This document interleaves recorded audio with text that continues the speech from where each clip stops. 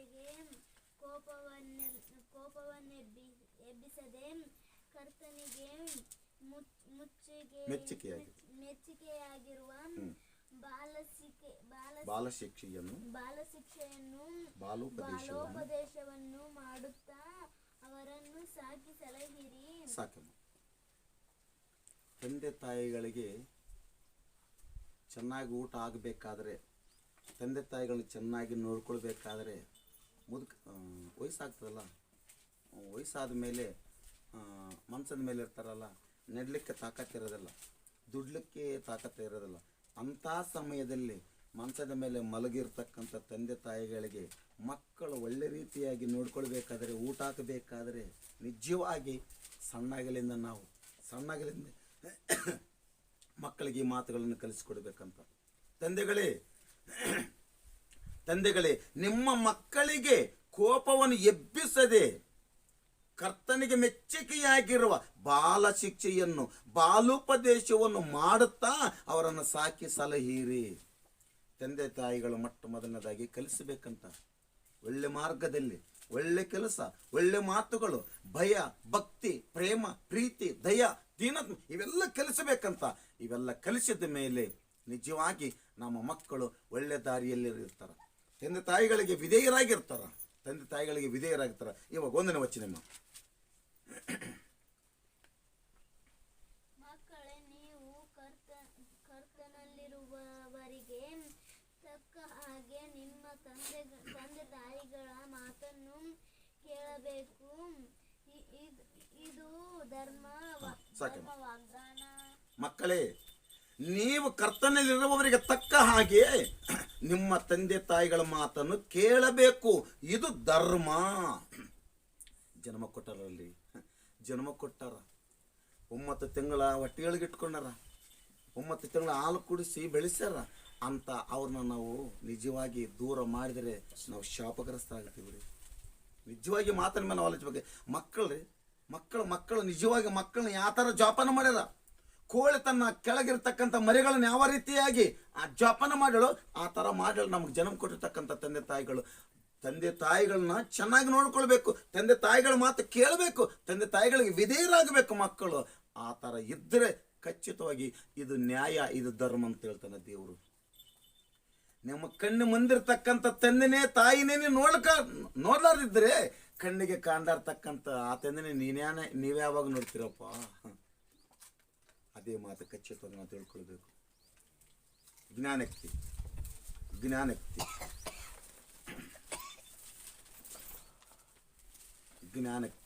27ನೇ ಅಧ್ಯಾಯ. ಜ್ಞಾನಕ್ತಿ 27ನೇ ಅಧ್ಯಾಯ.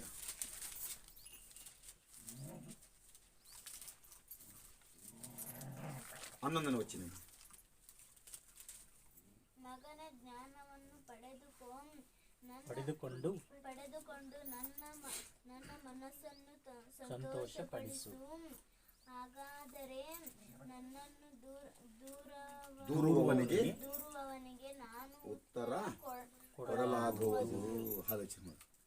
ಮಗನೇ, ಜ್ಞಾನವನ್ನು ಪಡೆದುಕೊಂಡು ನನ್ನ ಮನಸ್ಸನ್ನು ಸಂತೋಷಪಡಿಸು.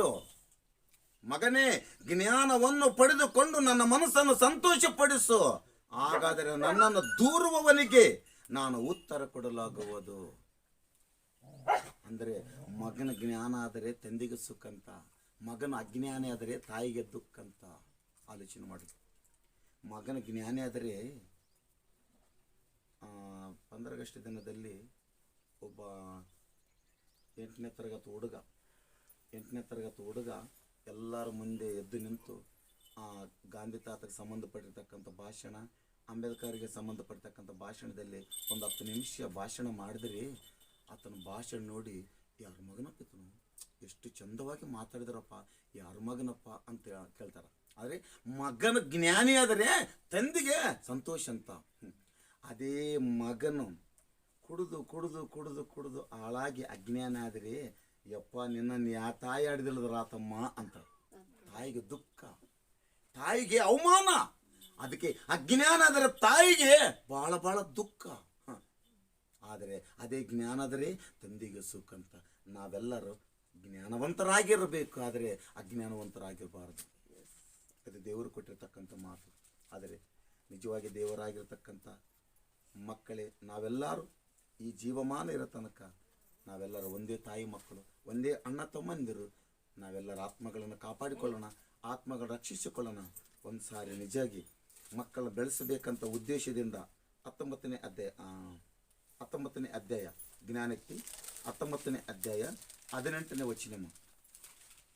ಮಕ್ಕಳನ್ನ ಭವಿಷ್ಯದಲ್ಲಿ ಒಳ್ಳೆ ರೀತಿಯಾಗಿ ಒಳ್ಳೆ ಮಾರ್ಗದಲ್ಲಿ ಒಳ್ಳೆ ಜ್ಞಾನದಲ್ಲಿ ತಂದೆ ತಾಯಿಗಳು ಬೆಳೆಸಬೇಕಾದರೆ ಆ ಥರ ಬೆಳೆಸಿದರೆ ಖಚಿತವಾಗಿ ತಂದೆ ತಾಯಿಗಳಿಗೆ ಒಳ್ಳೆಯದು, ಸುಖ ಸಂತೋಷ ಆಗಿರ್ತವೆ. ಬುದ್ಧಿ ಬರುವುದೆಂದು ಮಗನನ್ನು ಶಿಕ್ಷಿಸು, ಹಾಳು ಮಾಡಲು ಮನಸ್ಸು ಮಾಡಬೇಡ. ಅದು ತಂದೆ ತಾಯಿಗಳಿಗೆ ಹೇಳ್ತಾನೆ ದೇವರು. ಸಾಕಮ್ಮ. ಬುದ್ಧಿ ಬರುವುದೆಂದು ಮಗನನ್ನು ಶಿಕ್ಷಿಸು, ಬುದ್ಧಿ ಬರುವುದೆಂದು ಮಗನನ್ನು ಶಿಕ್ಷಿಸು, ಹಾಳು ಮಾಡಲು ಮನಸ್ಸು ಮಾಡಬೇಡ. ಜ್ಞಾನವಂತನಾಗಬೇಕಾದ್ರೆ ಜ್ಞಾನವಂತನಾಗಬೇಕಂದ ಬಡಿ ಸ್ಕೂಲ್ಗೆ ಕಳಿಸ್ತಿದ್ದೆ, ಅಜ್ಞಾನ ಆಗಬೇಕಂತ ಸ್ಕೂಲ್ ಕಳಿಸಿವ. ನಾನು ನೀವೆಲ್ಲರೂ ಜ್ಞಾನವಂತನಾಗಬೇಕು. ನನ್ನ ಮಗ ಒಳ್ಳೆ ಒಂದು ಸ್ಥಾನದಲ್ಲಿರಬೇಕು, ಒಂದು ಟೀಚರ್ ಆಗಬೇಕು, ಒಂದು ಪೊಲೀಸ್ ಆಗಬೇಕು, ಒಂದು ಇಂಜಿನಿಯರ್ ಆಗಬೇಕು, ಒಂದು ಡಾಕ್ಟರ್ ಆಗಬೇಕಂತ ಆಸಕ್ತಿಯಿಂದ ಎಷ್ಟು ಕಷ್ಟಪಟ್ಟು ಎಷ್ಟು ಶ್ರಮಪಟ್ಟು ಅವ್ರನ್ನ ವಿದ್ಯಾಭ್ಯಾಸ ಮಾಡ್ತೀವಲ್ಲ.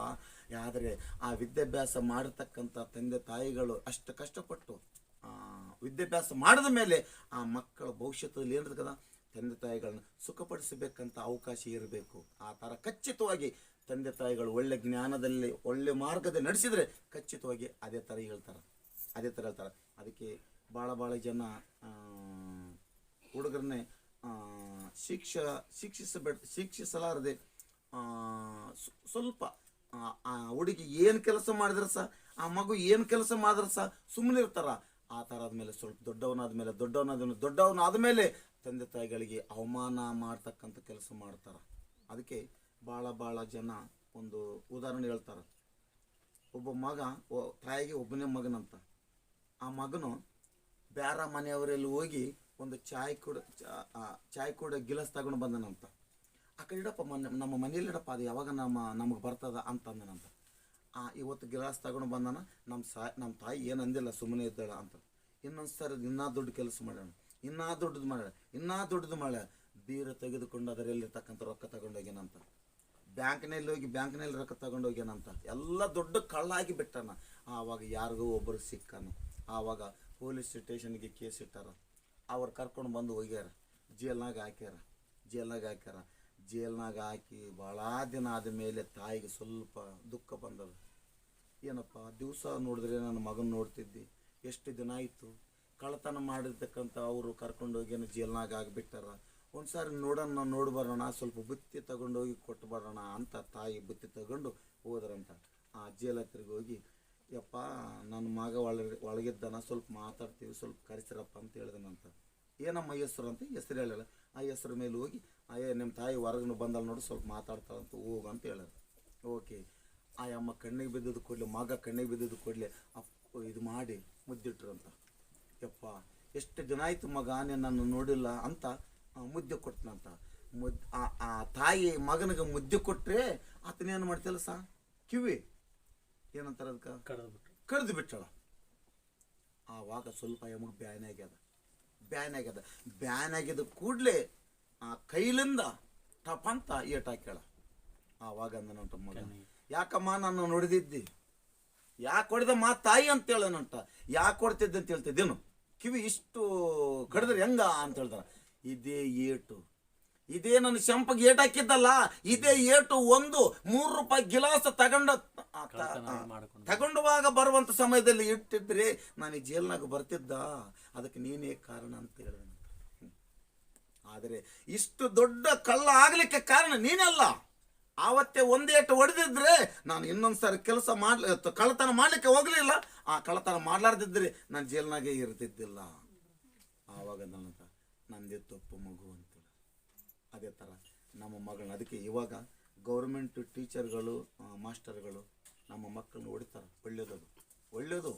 ಒಳ್ಳೆಯದು ಶಿಕ್ಷೆ ಕೊಟ್ಟರೆ, ಒಂದು ಕಟ್ಟಿಗೆದಿಂದ ಒಂದು ಏಟು ಹೊಡೆದ್ರೆ ನಮ್ಮ ಮಕ್ಕಳಿಗೆ ಜ್ಞಾನ ಬರ್ತದೆ.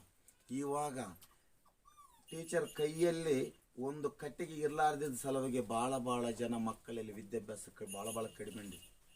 ನಮ್ಮ ತಂದೆ ತಾಯಿಗಳಿಗಿರ್ತಕ್ಕಂಥ ವಿದ್ಯೆ ನಮ್ಮ ಮಕ್ಕಳಿಗಿಲ್ಲ, ಇಲ್ಲ, ಭಾಳ ಕಡಿಮೆ.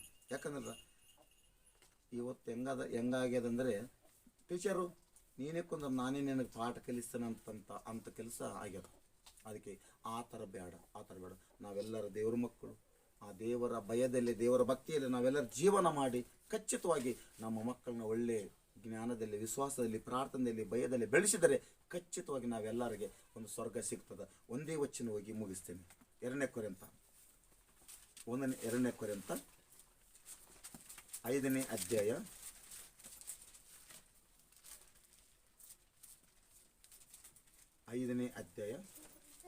2ನೇ ಕೊರಿಂಥ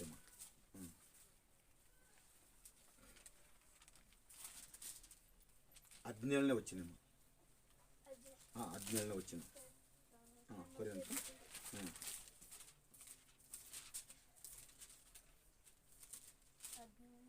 17ನೇ ವಚನ.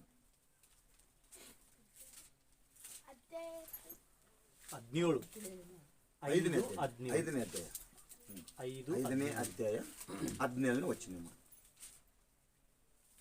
ಹೀಗಿರಲಾಗಿ ಯಾವನಾದರೂ ಕ್ರಿಸ್ತನಲ್ಲಿದ್ದರೆ ಅವನು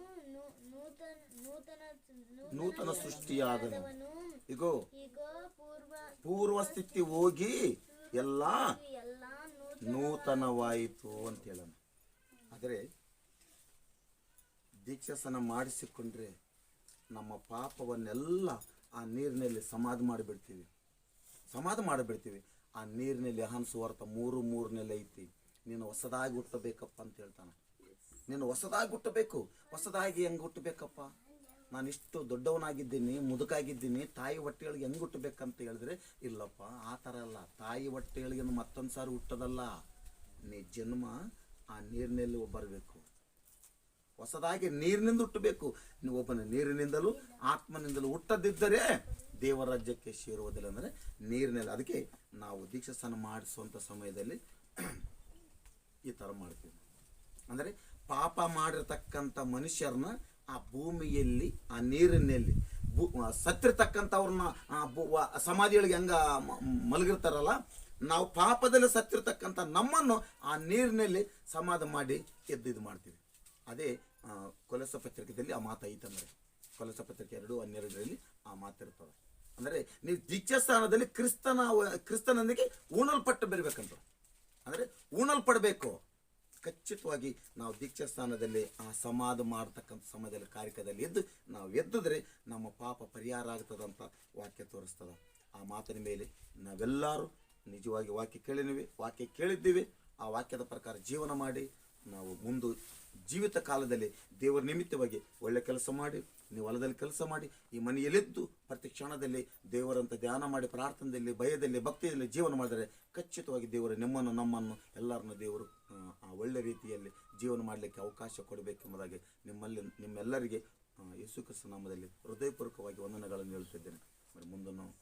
ಮುಂದೆ ಕಾರ್ಯಕ್ರಮ ಮತ್ತು ಪ್ರಾರ್ಥನೆಯಲ್ಲಿ ಸುಮಿತ್ರ ಪಾಸ್ಟರ್ ಮಾಡಿ ಮುಗಿಸಬೇಕಂತ ನಾನು ಆತನಿಗೆ ಸಮಯವನ್ನು ಕೊಡ್ತೇನೆ.